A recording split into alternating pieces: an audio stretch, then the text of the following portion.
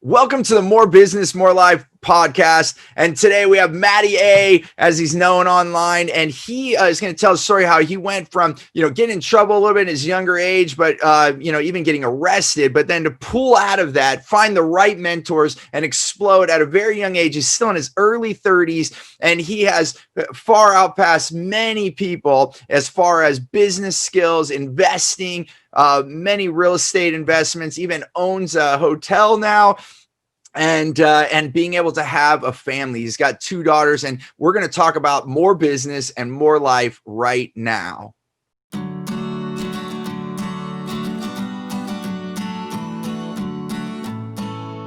Matt, or I know I always call you Matt, but you're known on the internet as Matty A, the infamous Matty A. Welcome to the show, brother. It's always a pleasure to talk to you. Always fun hanging with you, Steve. I appreciate it. I mean, so as you know, my show is all more business, more life. And you've been, from a young age, like really, making that happen. But I think, maybe we can even talk about some of the times maybe you felt like you didn't have that. And we can look at a little bit of the contrast. But, right now you put your focus on your dreams and you've built a real estate career and investment career. And now you're raising a young family. You've got your 2 kids and, so maybe just tell about how, just a couple of the highlights of how you're living that more business, you're creating abundance for you and your family while still living at the same time.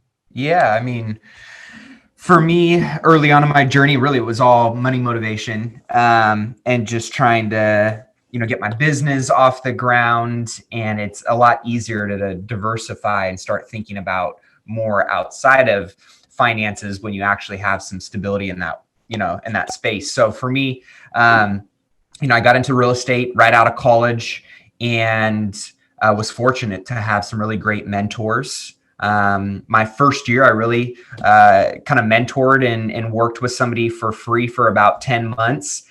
They were teaching me how to invest in real estate. This was back in 2010 when they were really, plentiful in terms of opportunity that was out there. But I really got kind of that school of hard knocks type of education where I was just in the trenches, rolling my sleeves up and learning and growing.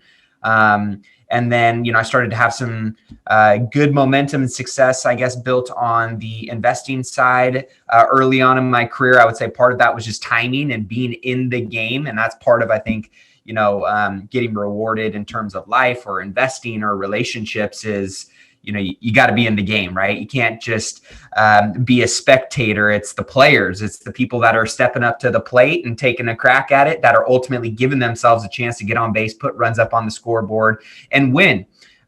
So for me, it was a lot of failing forward early on in my journey, but I was able to be surrounded by a lot of people that were just way either one further down the path than me or just smarter, more experienced, more wise than I was. And, I've always known I was never the fastest, smartest, or strongest person, but I was really good at surrounding myself with the people who were and taking the best of them and applying it to the worst of me and finding ways to close gaps, or, find strategic partnerships or relationships that could help accelerate the goals that I was looking to achieve or the things that I wanted to, have in my life. And that led me to meeting a lot of other individuals through mastermind groups and at different conferences and events. I think that's how you and I actually ended up connecting.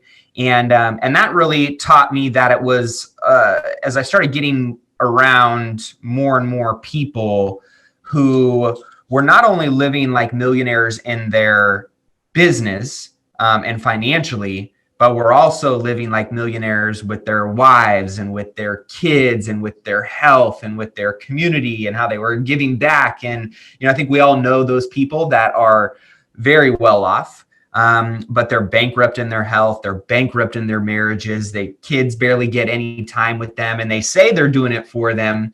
But really, ultimately, those are the people that get sacrificed in pursuit of what they say they're doing it for. And so for me, I knew really early on that as I started my own young family, I had my first daughter at 26. And then we had our second daughter, Evelyn. And for me, I knew that, yes, I'm still money motivated and I still want to achieve big goals and big dreams. But I never want to get to the end of my road and kind of look back on my deathbed in the rear view mirror and say, oh, it was great that I made an extra 5 or 10 or $20 million, but I missed out on those experiences that really matter the most. So for me, it's really been this overall approach to building my own life and my own definition of wealth, being that it's different for everybody, right? You know, my definition of wealth is probably different than your definition of wealth, different from the next listener's definition of wealth. And that's totally okay.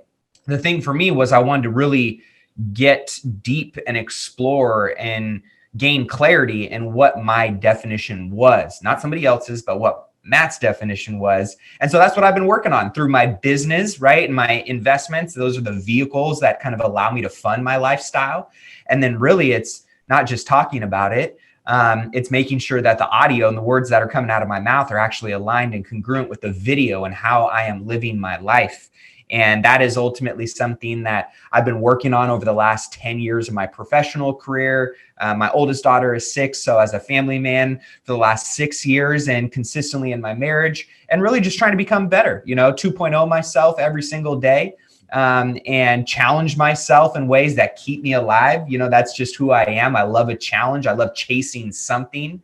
And so now it's really been, how do I chase the best version of myself every single day and become a little bit more dangerous in terms of, what tools I put on my tool belt, what mindset I'm approaching and attacking every single day with, and also what kind of value I am giving to others in my career and industry, but also in my community and just the people that I get to surround myself with. And so that's, for me, been one of my main focuses over these last 10 years is really building and designing my own rich life. And my definition of rich is having rich relationships, personal and professional. The I standing for income and investments. So having a good, strong, solid, stable income stream that allows me to diversify into different investment opportunities. C is community and contribution. So surrounding myself with people who challenge me, who inspire me, who force me to be better, but also in turn gives me the opportunity to give back without any expectation in return. And then health, mental, physical, spiritual, finding ways to make sure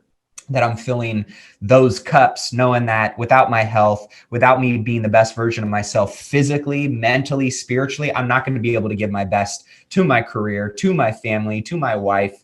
And so those are the things that really get me fired up right now, that I am consistently keeping at the forefront and kind of my North Star that, allows me to navigate the daily landscape. It's tons, brother, tons in there. I mean, we could break down 8 podcasts if we go deep on any one of those areas, so I'm trying to, in my mind, pick which one do we go deep on first, with, and that's why I like to run my podcast a little longer, because I like to go deep, and I know you're a deep guy yourself. That's why you just had all that to say, because, bringing, from the points I'm trying to highlight, I mean, I want to talk about, how mentorship and surrounding yourself with the right people, because that's obviously a big thing for me as well. And then all the ways that you live your life, so maybe let's go to that second. So let's start with the beginning side, I think, my story, I knew I wanted to be an entrepreneur, and I started at a young age too, and built, an agency that from the outside, everything, it was exactly what you were saying, where the voice was saying the thing, but the behind the scenes, I was crumbling, working like crazy. The bigger, when we started working with Apple and Intel, the bigger the companies worked with, the more I was working, and I was grinding. And that's why, me, I'm like, that's not cool. I'm going to work smarter. And so I didn't get a mentor until I was 31. That's when I finally, I had people, I was smart enough to read books and do that, but I never had that group. I guess I'm really curious. And I think a lot of listeners always say, is how did you just stumble across the people that you ended up finding at the early age, that you're like, oh my gosh, I'm going to surround myself with these people? Or did you actually pursue it? How did that mentorship circle happen for you? A little bit of both. It doesn't happen on accident. That's for sure. There's always, I would say, a purpose and intentionality in everything that I do. And the more I've kind of gotten a little bit older, I've realized, how to kind of connect the dots and play the game a little bit at a higher level, in terms of, identifying what the path is that will best suit me getting to the outcome that I desire. And then who are the people in that path that ultimately can align with what I'm looking to accomplish and how I might be able to help and add value to them along the way. But, kind of backing up to give a little bit more context as to where some of those seeds were planted was, again, going back to, I was never the fastest, smartest, or strongest. So, when I wanted to be the best basketball player on my team, I went and found the people who could help me in high school and equip myself to become better skill-wise and mindset-wise on the court. Same thing, my mom started dragging me, fortunately, to entrepreneurial and personal development conferences when I was 12, 13, 14, 15. So she really cultivated this environment of surrounding myself with people who had what I wanted and gave me access through proximity to go and kind of close the gaps in surrounding myself with those individuals. On the contrary, I could say the other side of it, I got expelled from high school. I got arrested in college. And those were also times that I was hanging around other individuals and in environments that were not only infiltrating my mindset, but through the way my ideology was forming, it also led me to take specific actions that got me, obviously, results that I ultimately did not want. And so when I go back to saying the audio and the video, I'd always told myself I wanted to be successful and I was going to be wealthy and I was going to live this great life and I was going to make a difference in other people's lives. But the audio and what I was telling myself in my mind and also what I was telling other people was not congruent and aligned with the video that I was taking. And oftentimes that came back to, I was hanging around 9 people that were smoking pot and we were drinking and we were getting in fights and doing dumb stuff. And I ultimately became the 10th. So I saw at a early age the negative aspects of that.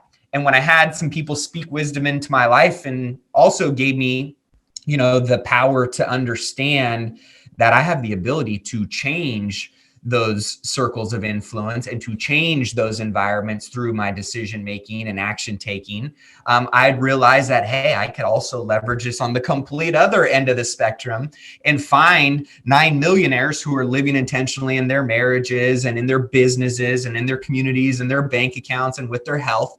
And in turn, I could become the 10th as well. And so for me, in my early professional career, I knew the value of coaching. I've always had great coaches in my life. And by having those people in my life who I've really given permission to call me out on my BS or to hold me accountable to what I said I was going to do, or to challenge me and pull me up to a higher version of myself that they saw in me that maybe I didn't see in myself, I really saw the benefits of that and the fruits of that. And so as I got into my professional journey, I started paying for coaches. I started paying big bucks to go and attend masterminds. And one of my early mentors in my professional journey, a mutual friend that I know, Brandy, she ended up, she was a big real estate investor running a hedge fund at the time. And so I started kind of working and bringing some value to their organization. And in turn, she introduced me to one of my great friends and mentors, Tim Rode. And Tim Rode is what I call a Hall of Fame human being. He's just one of these individuals that you can't help but be better by being around him. And he introduced me to a mastermind group called Go Abundance when I was about 25 years old. I'm 32 now. So I've had guys that ultimately had the reputations, the balance sheets, the businesses, the contribution pillars, the bucket list approach to life, kind of forming and shaping and molding, not only through conversations, but through proximity and being around those individuals, what kind of person I became. And so I know people say your network is your net worth, and it has become a very cliched statement. And at the same time, it's one of the most true statements I think I could ever, point to and say, that's that if there was a law, that's true, because by being around those people, not only has it created more financial abundance and opportunity in my life, but more importantly, it's the intangible things that don't necessarily show up in your bank account or on your balance sheet. But I'm a much more purposeful and present husband. I'm much more passionate and connected to my children.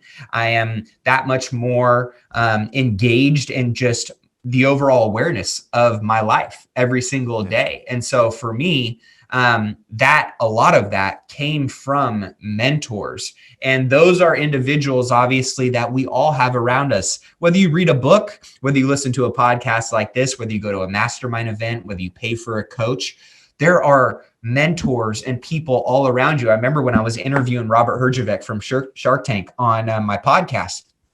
And one of the things that really stuck out to me about him was he said, I asked him what one of his favorite pieces of advice that he got early on in his career that still serves him today. And it was from his father on his deathbed.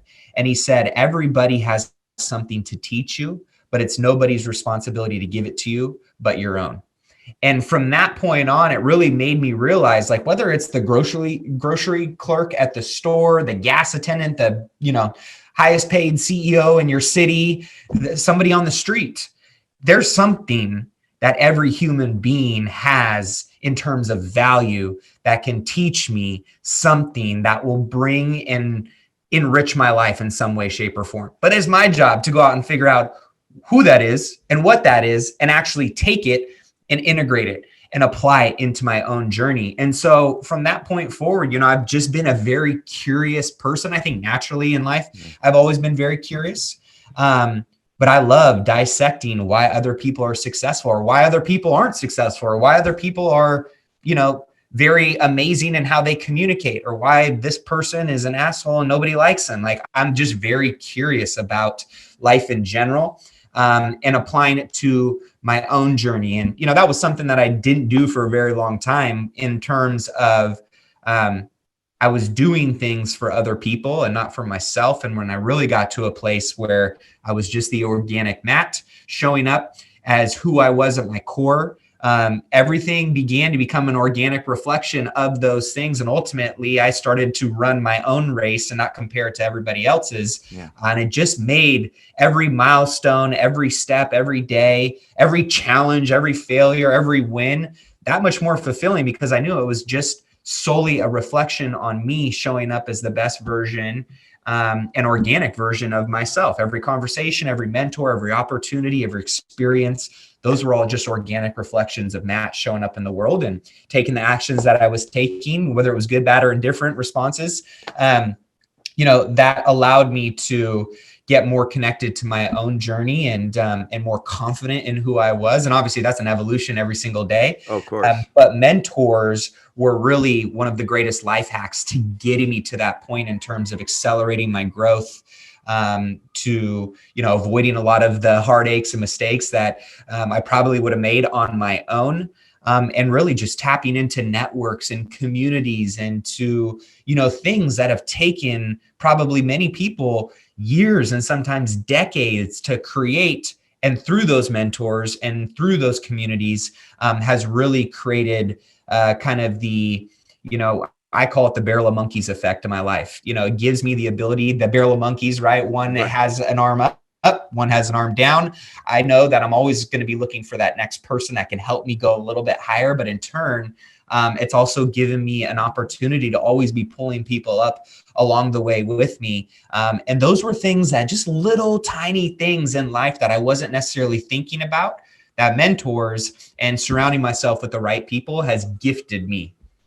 It makes so sense. And each of our stories are so different. Like just before this, I was mentioning how, and thanks for sharing all this, because I think these are the things that people need to hear when they wonder, what's going on in their life, or how do they get ahead faster. And, having this, like even in school, they tell us, not to copy, right? Like it's even taught, let's not, that's cheating, right? Now, plagiarism, right? We're not going to go take a book and rewrite it and put our name on it. Obviously, that's somebody else's words specifically, but modeling after someone else is so smart. And so like, it's sad that in school we're taught not to copy, and but being completely original, there's some definite opportunities and perks to that. But over stability, there are people that have already built foundations.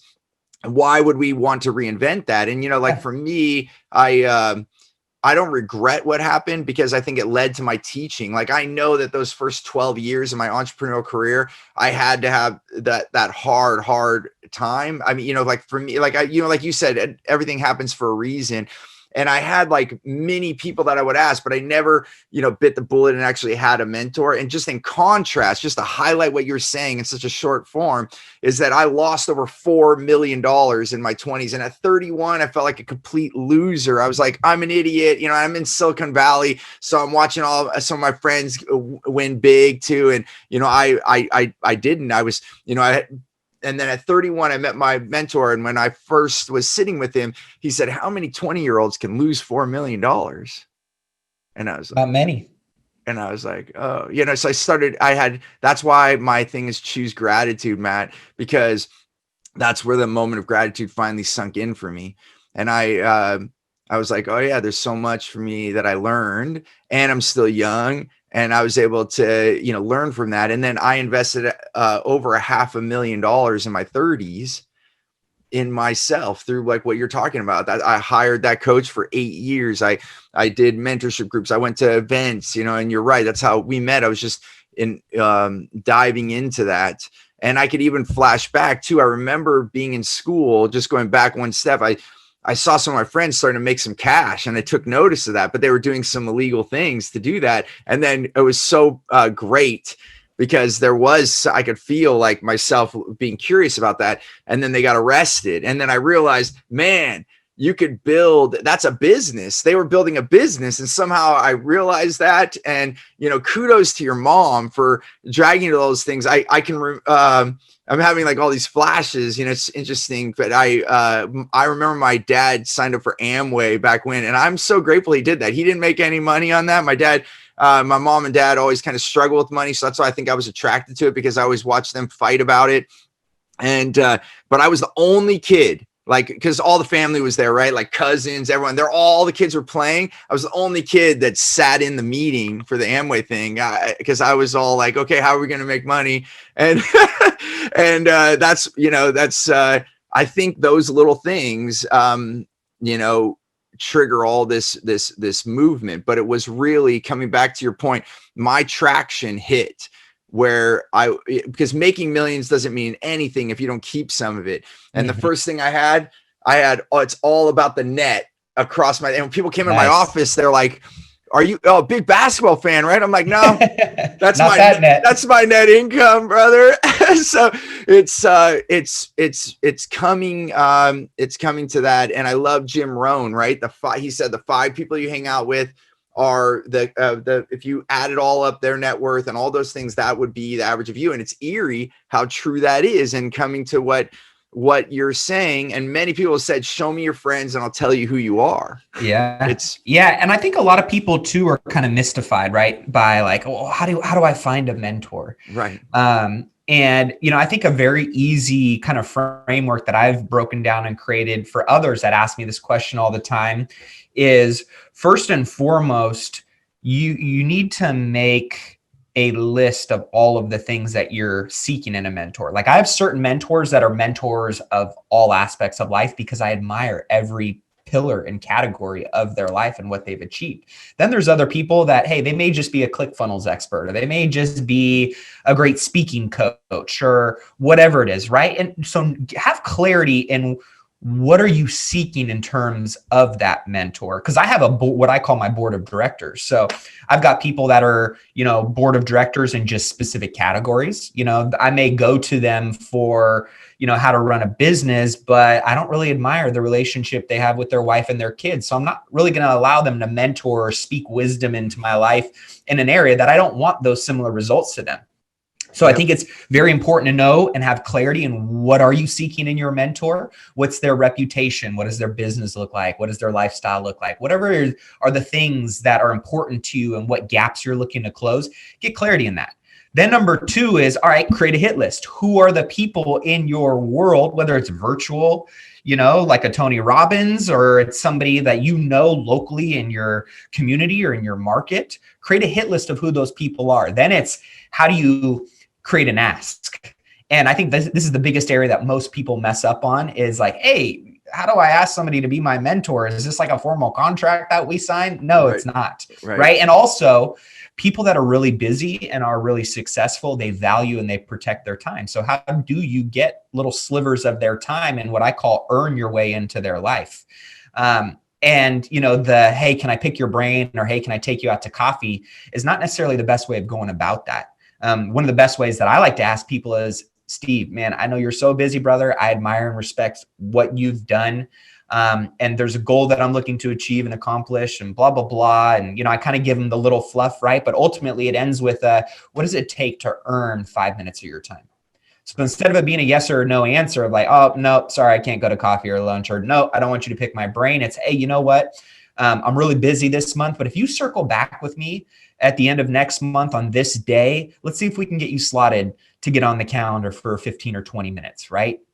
So I always like to, ask, and then you got to show up exactly on that thing, because and 99% of the people don't. They're just asking because they want to be served, and they're really not finding ways to bring and deliver value to that individual.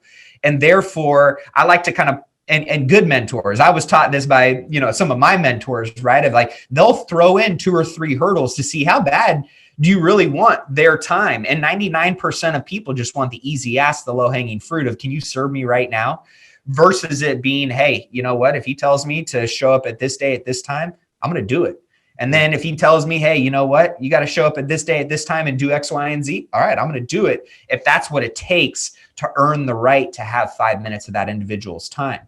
So I like to know, in their mind's eye, what is that's worth it for you to give your value time to me, so that way I'm clear and I can go and show up and execute and really prove to that individual, right, that I'm committed to whatever it takes. And so I think those are some quick little easy steps, right, of finding a way to get in proximity to those people. And then, like you said, you got to show up, and not just show up one time, show up consistently, right? Because the top performers, the people that are really going to add the most value to your life, one, they protect their own time, but 2, they also want to give and invest in people that are committed and willing to do whatever it takes to succeed themselves.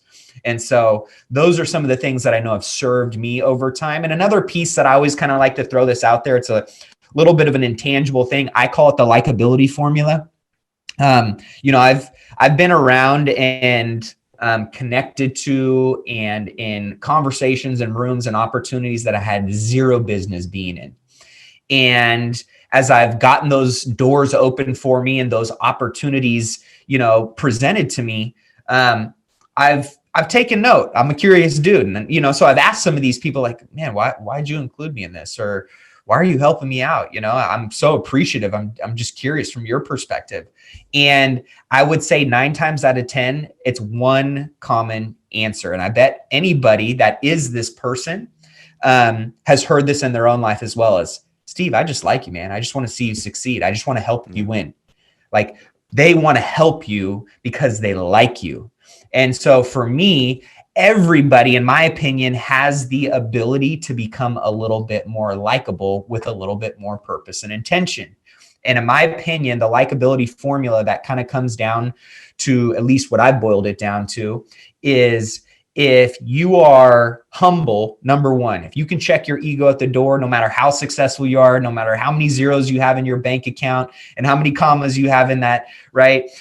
If you can just be humble and just to add to that, humble, real quick, and then these points are beautiful, but one thing I notice is I've noticed some folks, it's not ego, like I'm better than you, and even I started to notice, I did it too when I was younger, you're trying to prove yourself to them, and it comes across as ego when it was better to just be like, I don't know how to do this. Exactly. That whole fake it till you make it thing, you have to look at what context you're using that in, but it doesn't work when you're seeking a mentor. You got to be real. Like, this is where I'm at.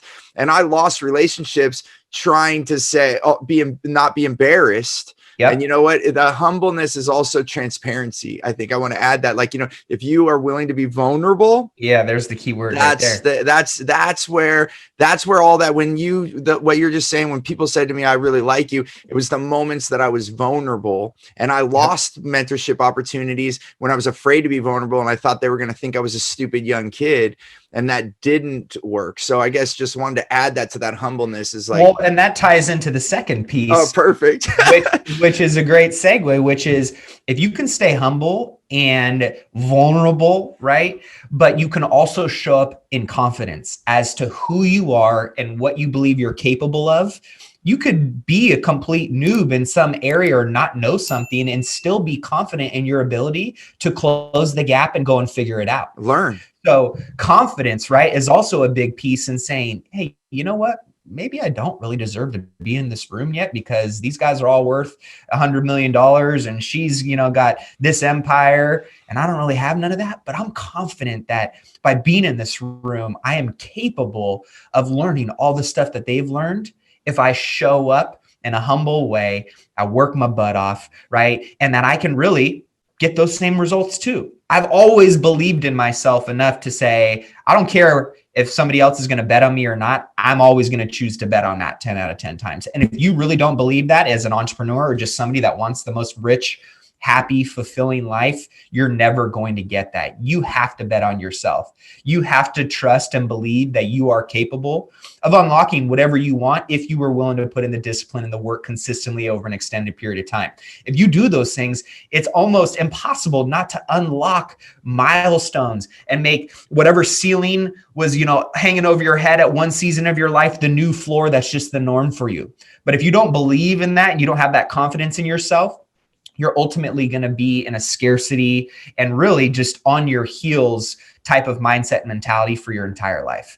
So if you can be humble, show up with humility at all times, right? And one of my early mentors always said, hey, never read your own press clippings. I don't care how many deals you do, how much money you make. If you show up humble every single day, if you show up confident, the second piece of that and the third piece of this likability equation is, if you are always looking to add value to people around you, if you're humble, confident, and always looking to add value, it just makes you, we all know those people where you're like, man, I really like that Steve guy. Every time I'm around him, he just makes me feel better.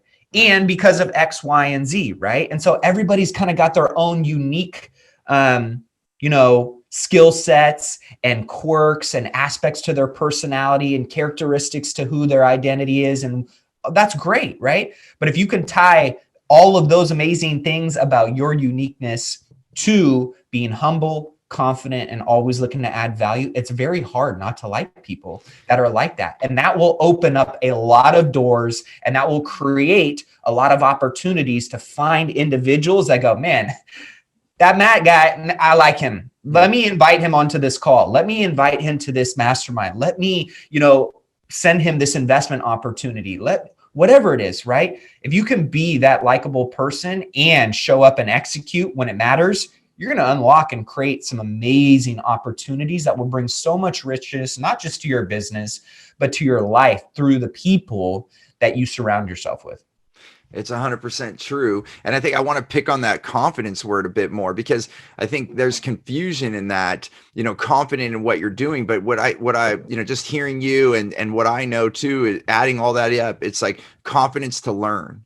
The right to be confident to learn, because that's what gave you, like, when you were in those rooms and you're like, I don't, like, if we look at all of our, if you look at money or this or that, maybe you weren't at the same level as some of the people in the room. And that's happened to me many times. And that's probably why you and I are where we are, because I was constantly, that's the thing about Jim Rohn also said when he taught that the law of the five, he also said, be the smallest of the five. If you can, because Absolutely. if you're the teacher, it's fine to be a teacher sometimes. But if you're spending your time being the top of the five the whole time, then you're not going to continue to grow. Yep. And the reason that gives it the wherewithal and the confidence, going back to that word, is that, hey, I'm okay being the small one in the room. And I know that, hey, maybe if I'm around them long enough, I could be the big one. And then maybe I'll have to go find another room. And I'm lucky. I'm happy. I guess not lucky. I don't know why that came out, but because I really think actually luck is through opportunities are all over. So luck is just showing up. You know, if you show up enough times, your luck is going to go up, if you want to even use that word.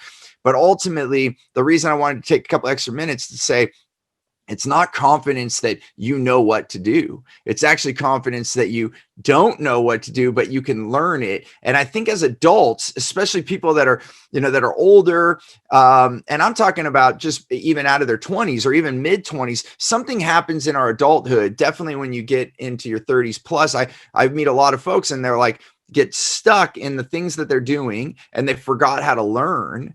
And what I mean by that, they didn't necessarily totally forget how to learn, but what happens is we think we get good, we become an expert at one thing, or maybe you have a career and you're doing this one thing, and then you try to do something new and it takes a little bit of time and you're like, oh, I suck at this, I better stop. And they forgot that they fell down on their bike. They forgot that, who jumps on a bike and pedals right the first time? I'd love to meet that person. If someone could show me the person that got on a bike and rode the first time. No one does that. Everyone falls down. I think we have to remind ourselves that we fall down. And then the cool thing about what you're saying, Matt, is that when we can bring ourselves around other people, then guess what? We're going to ride the bike faster because they're going to give us the tips. They're going to tell us those things. But you have to have the confidence that you can learn. And I think even through some of my psychology learnings, not everyone believes they have the right to learn. It's sad. Like just as an example, I've been around people and that their parents were such achievers and they're so good that they even made their kids feel stupid. And so they grew up, and if they didn't do it perfect, they didn't do it. And that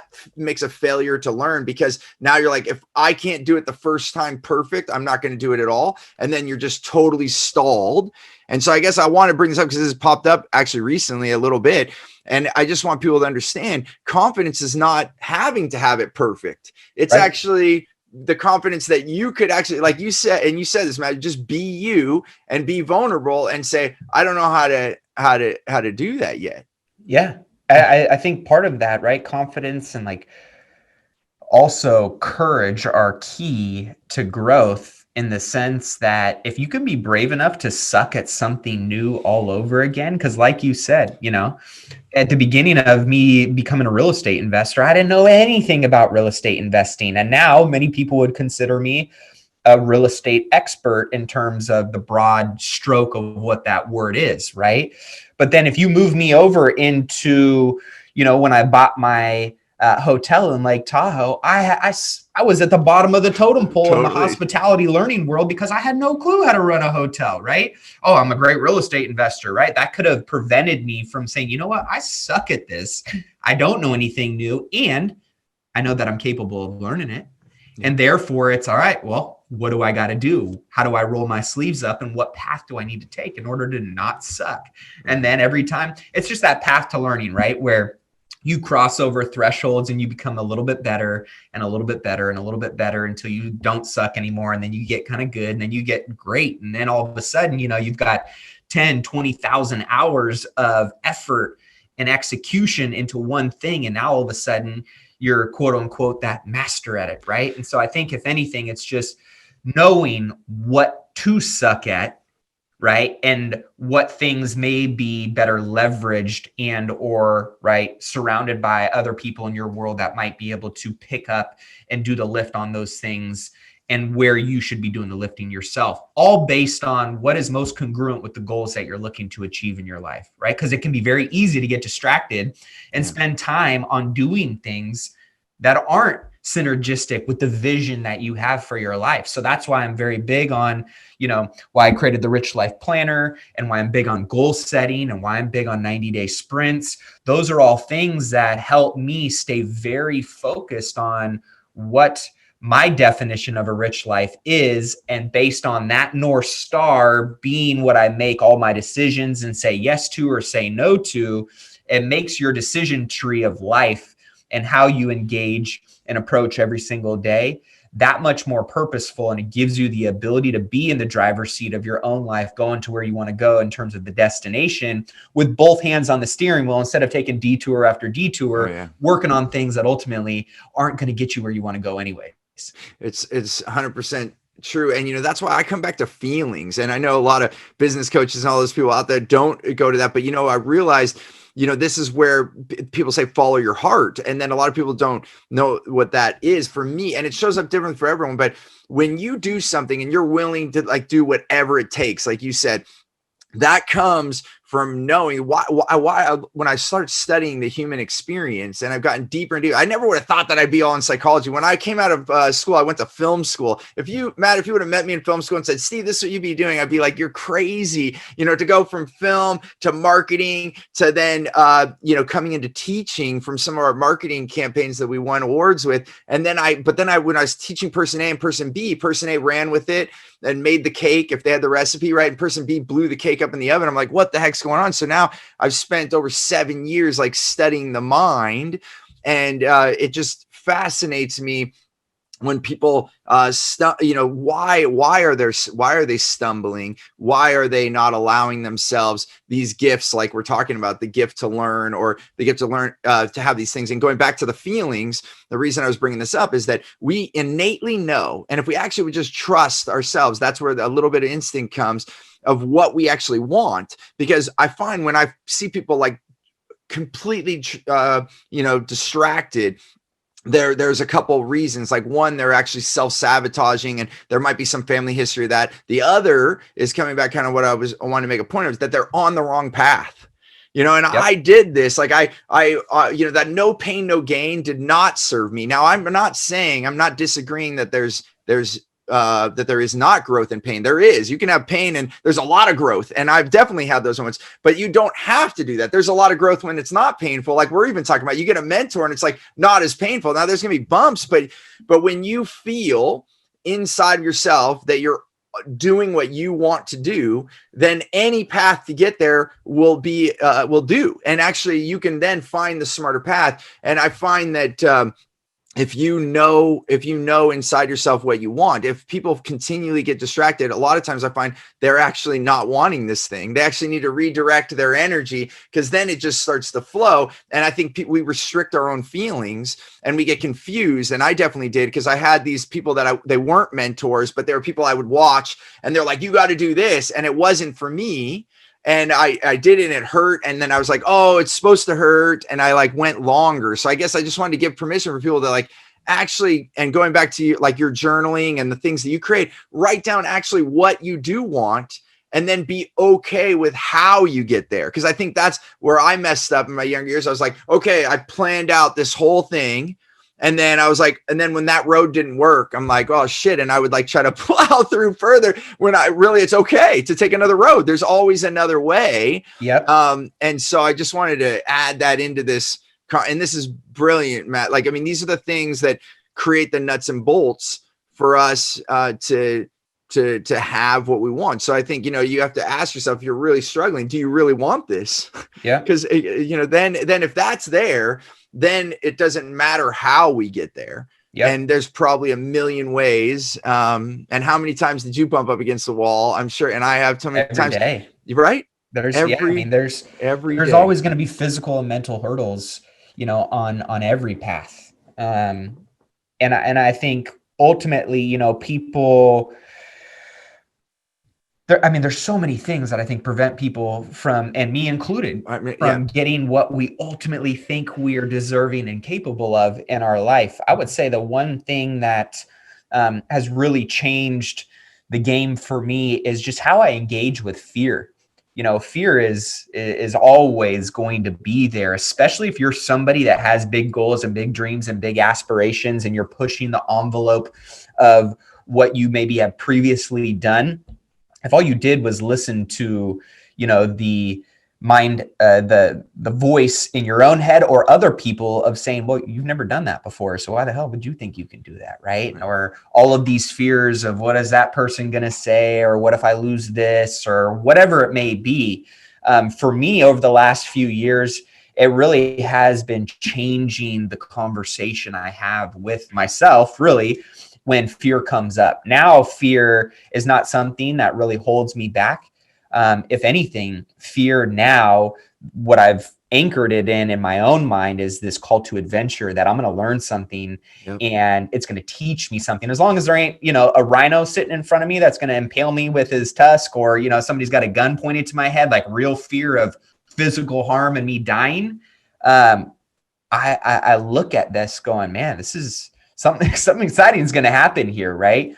And I'm either going to win or I'm going to learn and find some way to throw another tool on my life's tool belt that I know if and when I cross this bridge again, I'm totally equipped to do what I need to do to get through it. And, I think we can all relate to that in some capacity, right? Where there's something that you've done in your life that scared the shit out of you. You did it anyways. You looked back, you kind of felt your pulse. All right, I still got a pulse. My heart's still beating. Like, my wife still loves me. My kids still think I'm the coolest dude on the planet. Okay. Like, I'm okay.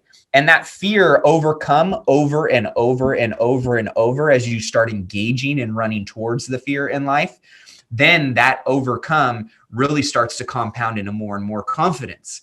And so when you have a few of those stepping stones in your life, whether it's in your professional journey or it's in a personal relationship or it's with your health, right? When you're challenging yourself and you're pushing into the fear and then you actually get through it, no matter what the outcome was, and you still realize that you're capable, then it becomes, all right, well, next time that shows up, I know exactly how I might engage with that.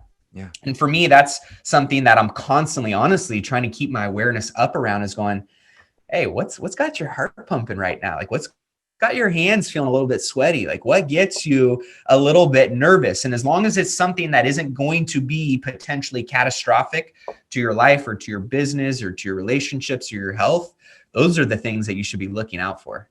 Yeah. And then that's where the growth is. So like my values, that there's 5 of them, but it's gratitude. And then the number 2 is growth. All of life is learning. And the, fear is going into the unknown, right? It's the worrying about the future. And, one thing I've also learned in all of my seekings is that the point of most power is right now. And so being present has helped me with that fear, because if you worry about the future, now it doesn't mean not to plan. It's not at a 0, but if I'm putting all my mind into the what ifs, then I'm not living now. And if I regret or so bummed out about where I was at 31, how many things I was beating myself up at, when I was able to let go of that and be present to, wow, look at all that stuff you did and look at all the opportunity of the future. Now, what am I going to do right now? And I often say one of my favorite sayings that a lot of my clients want me to make a t-shirt of, which we're going to finally start putting out some more merch next year. Is called "Success Doesn't Always Feel Normal." And I think that's where, and even Matt, I don't know if I told you this before, but as I've studied the mind more, once you get past age 7, our brain actually has a mechanism to shut down things, because the brain takes more of everything, more energy. It's like more blood, more oxygen, everything. So it actually has an efficiency mechanism to truncate learning. So before 7, your mind is full open, like learning, and think about how many things you messed up and you just kept going. And then we move into this, into the later years, and it's only 7. We only get 7 years of that approximately, so then after that, the rest of it goes back to training your mind to allow yourself to learn, because it really doesn't want to. When you reach for that next thing, and that's the frontal cortex, this is what makes being human confusing. The back of the brain, they call in psychology the reptilian brain, it doesn't want to mess with anything. It's like, we're alive, and then you reach for another $1 million, or you reach for more time with your family, or any of those things that you don't have yet. And then your brain's like, dude, we're alive. Like, sit the hell down, like we're good. Yep. And then you're like, no, I'm not. And then all these alarms go off in your brain. It's trying to pull you back. And so it's reprogramming that, like what you just said, like you anchor that in your mind, you're reprogramming. And I guess just putting that out there today with everything that we said, I guess it brings this conversation together, is allow yourself to do that. If you really want that, know that your brain is tricking you. So that's why the logic center of the way that the brain, there's still old parts of our brain that do not serve us. And we do have choice in having more comfort. And that unknown, many wise men and women before us and many after us, and what we're doing right now, know that it's just unknown. And even some of the indigenous tribes have known this for so long. I've sat with some indigenous people, and they, the first thing they want their kids to know before they turn into adults, to they say, you cannot live until you die. That's a saying that one told me. And he said, this means that if you don't stop fearing death, you cannot live. And so that's the first fear they want their kids to overcome. And so by the time they're teenagers, they want them to not be afraid of dying. And then if you can overcome that, then you can overcome any other fear, is their thinking. And it works. They're doing whatever they want and living the life in fullest, because this is this thing that we have in this body and whatever years we get on this planet. Why would we not push on that to have that life? And that's where that whole comfort zone fear comes in. But I guess I just wanted to add to that some of the things that I don't, since you and I last talked, I've gone deeper on some of these things, and it's like, oh shit, that's why that happens, because actually the brain is kind of designed to mess with you that way. Yeah. And I love that too. Cause, in some of the spiritual work I've done on myself and some of the ceremonies and retreats that I've done, that was early on in my, mid to late 20s, one of my biggest fears, which was dying. And ultimately, when I really processed and worked through that, I can't tell you how much more abundant and freeing my life is. And in my opinion, how much more intentional and purposeful I'm living my life now. My goal really, and I think, when people ask me, what would be your definition of success? What are you striving for? And I know a lot of people, because I have the podcast, Millionaire Mindcast, and I talk about becoming a millionaire, that they think it's all money driven. And for me, it has absolutely nothing to do with money in terms of success. Yes, I want to achieve big things. I want to build big businesses. I want to have a big real estate empire. All those things are amazing and exciting. And that ultimately, as a builder, is something that gets me up every single day. But ultimately, if I were to be on my deathbed and look in a rear view mirror and just see my life play out behind me, I just want to be able to say one thing. And that one sentence would be, damn, that was a hell of a ride. Yeah. Not, oh man, I'm so happy I have $100 million net worth, or I'm so happy that, I achieved these things. It would truly be an accumulation of life experiences with the people that I care about the most, in terms of also being able to make an impact along the way, going, damn, that was a hell of a ride. And ultimately, that's what I try and do every day, is just show up in a way that I know 9 times out of 10, I left it all on the floor that day.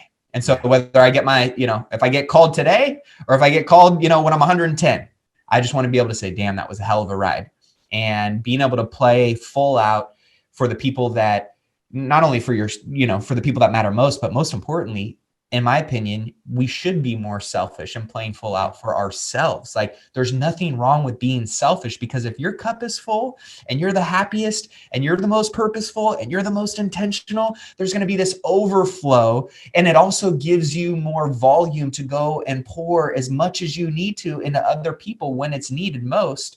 And I see so many people walking around with, quarter full cups, because they have it a little bit backwards, in my opinion. And I think people should be serving themselves first. And don't get me wrong, I still serve others. Well, you got to put it in that order. That's the confusing part, is that people think, oh, but if you give everything to everyone else, your cup is empty. How are you going to quench the thirst of the next person?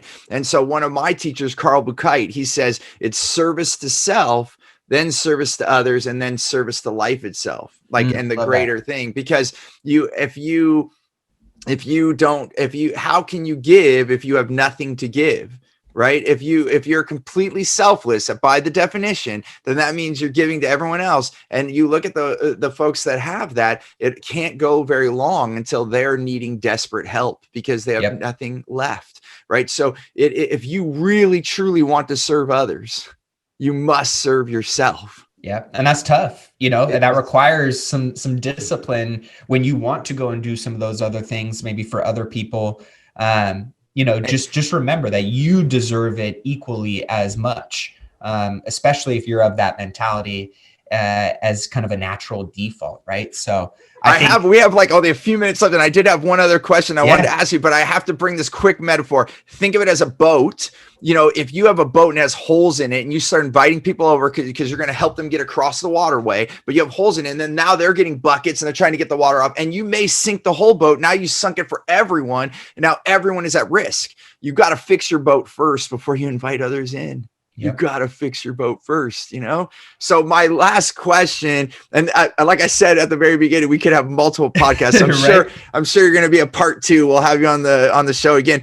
But so with all of this said, and you being a family man, what's the best piece of advice? Like the one thing we can leave as a kicker here for the end of giving somebody that's out there, they're active, they're building their abundance, but they also want that family life. What would you say? How do you keep that in check? How do you create that space for both to have these dreams and aspirations of abundance while having the family? How do you do both at the same time? What's the one? I know there's probably more than one, but what's one big thing you could give right now? Yeah, I mean, there's 2 tangible, tactical things that I know people can do that I would share with them, and that's going to be core values and what I call a relationship recharge.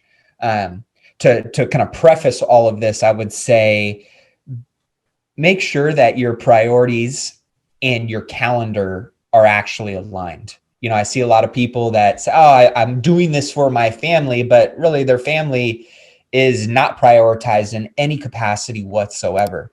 So if people try and get a hold of me on the weekend, good luck, because that is bulletproof. It is a bunker. I've built a bunker around all of the time that my family says they need from me. Not what I think they need from me. I ask them, what do they need from me? Because then I know exactly how I need to show up for them. A lot of people just assume what others need from them without even asking them. I mean, for example, my wife and I do a relationship recharge every Sunday. And it's really 3 simple questions. It's about 15 to 20 minutes. And this is our weekly check-in. And it's, what did I do well this week? What could I have done better? And what do you have coming up this week that I can support you in? Those 3 answers, instead of me assuming what I did well in our relationship to serve her, instead of me assuming what I can do better, instead of me assuming where she needs my help, I'm giving her the platform to give that to me. And then I can go, being an executor, show up in those ways. Yeah. Same thing with your kids. You can do it with friends, family members, but that is just kind of a recalibration that we do every single week. Yeah. It's so simple. It's so easy. It's very quick, and it holds a lot of weight in allowing you to double down on what's working or to course correct on what's not. The other piece that I would say in terms of what has really been a big difference for me and my family is us creating our family core values together, and really detailing out what are those things. What is the DNA of our family? What do we want to use as kind of our moral compass and our, framework for allowing ourselves to show up in the best way for each other, and also what we want to bring to the world. And so it's funny because I'll just give you one of our family core values, which is respect. We treat ourselves and others with love, kindness, and respect. And my kids, Marie and I, were having a little disagreement the other night, and we're arguing. And my youngest goes, Dad, you're not talking with kindness and respect. Right. And so it's these amazing kind of frameworks that give my kids an operating system on how to cultivate characteristics and qualities in them that we want to instill, and we want to empower them to go out and become the best versions of themselves, but also to hold us all accountable to showing up in our ecosystem and our family unit in what we say is important to us and how we want to show up. So the core values were great because it allows us to really reward and acknowledge on the things that they're doing well. It also allows us to kind of discipline and course correct when we're out of alignment with those things and who we say we are as a family unit. And so the core values was huge. The relationship recharge is huge. And ultimately just making sure that the areas that are most important to build a moat around or to build a bunker around, like, again, there are certain times of the day and there are certain days of the week that you would not be able to get a hold of me if you wanted to, unless it was an absolute emergency, because I've built the bunker. I'm not going to get sniped out of my bunker when I've told myself everything that is important right now is in this bunker. So really there's nothing that matters. And I want my kids and, my wife to feel that. And I try, again, I'm not 100% all the time, but I would say by creating some bumpers around that bowling alley of life, right? It allows me to consistently knock down pins and put up points on the scoreboard. It makes so much sense. And just, I love the idea of just, and I'm a big fan of this. Don't try to read minds, ask questions of your wife, ask questions of your kids, even at a young age. You'll be surprised what they come back with, what they want. And because, and that's the thing too, don't treat our kids like little babies all the time. Yes, when they're younger, they have a lot to learn, but they have a mind too, and they can bring a lot. And like you said, they can stop a fight and make us laugh at the dinner table. Yep. And the thing I have to, and we really are out of time, so I'll have to wrap this up. But I'm going to end with this one story because it goes right on point with your whole thing of building that bunker. I once was meditating, and my intention for this meditation was to find more balance with my family. And so, and I kid you not, it's one of the only times I can think of that I can remember that I actually laughed out loud in a meditation. So I'm meditating, and I asked myself, I'm like, how can I have more time with my family? And then loud and clear, it came so fast. It's like, schedule it. And I was like, I started laughing out loud. I'm like, of course. It's like, duh. You put it on your calendar, and people say, well, if you love them, why do you have to put them on your calendar? That's the exact opposite. If you care about anything, put it on your calendar. If you want it in your life, put it on your calendar. If you don't have it on your calendar, it's not real. It's not going to happen. So it's, I love it. And I love the questions. I love it's always, every time. And I can't remember, how many podcasts you and I could have had. Every time we have a conversation, it should have been recorded because it's had some pretty damn good conversations. I will say that. It's amazing. So I'm so grateful to have you on the show. I'm so awesome. Thank you. It's been amazing watching you grow over the years, brother. And I can't wait to see where the next 5 years take you, man. It's like, so I'm looking in your rearview mirror too. Like, dang, that was good. Yeah. I'm excited for the next 5 and 10. That's for sure. Congratulations, brother. Thanks again for being on the show. Thanks for listening to the More Business, More Life podcast. I hope you got value. And if you did, we have so many more things for you at stevenapolitan.com. You'll be able to connect with us on social media. We are active. You can ask us questions. And then on top of that, I want to give you a really big gift. And it truly is. We want to give so much value. We have an offering. It's a program called Clear Path to Customers. It's the same way that we attract wow clients and only working with the right people, the people we want to. And it's transformed my business into millions more in revenue with the right people and my clients. And we're doing it absolutely free. So you can go to stevenapolitan.com and grab that. You just got to put in your information. We'll send it to you promptly.